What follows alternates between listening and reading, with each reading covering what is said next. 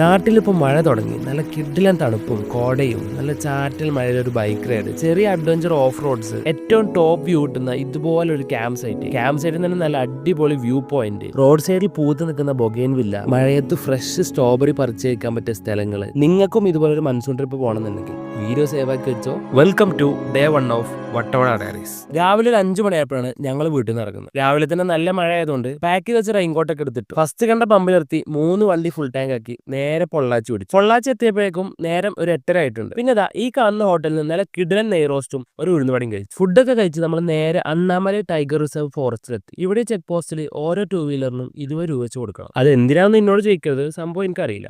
പോണ വഴിക്ക് ഒരു വണ്ടി തട്ടിക്കണു, അതിൻ്റെ ഡീ കൂടെ മൂത്രയിക്കണം. പോണ വഴിക്ക് നല്ല വ്യൂ ഒക്കെ കാണുമ്പോൾ ഒന്ന് ചവിട്ടിയിട്ട് അവിടെ നിന്ന് ഇരുന്നിട്ട് പോകും. മൂന്നാർ എത്തുന്നതിന് മുമ്പ് ഞങ്ങളൊരു വെള്ളം കുടിക്കാൻ നിർത്തി. ഞങ്ങളപ്പോൾ മൂന്നാർ എത്താനായി. ചെറിയൊരു ക്ലൈമറ്റ് മാറ്റമുണ്ട്, വലുതായിട്ട് മാറ്റുന്നില്ല. പക്ഷേ ഫോണ് വാട്ടർ പ്രൂഫ് ചെയ്തുകൊണ്ടോ.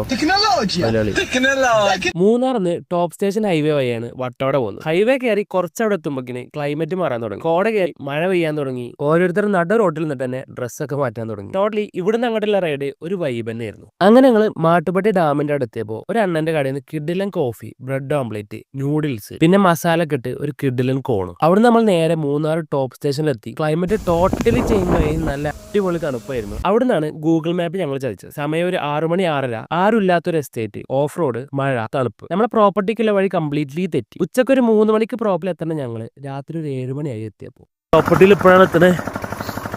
പിന്നെ പാർട്ട് 2 വ്ളോഗ് അപ്ലോഡ് ചെയ്യുന്നതായിരിക്കും. നാളെ ഇവിടുത്തെ വിശേഷങ്ങളും കാര്യങ്ങളൊക്കെ ആയിട്ട്. അപ്പോൾ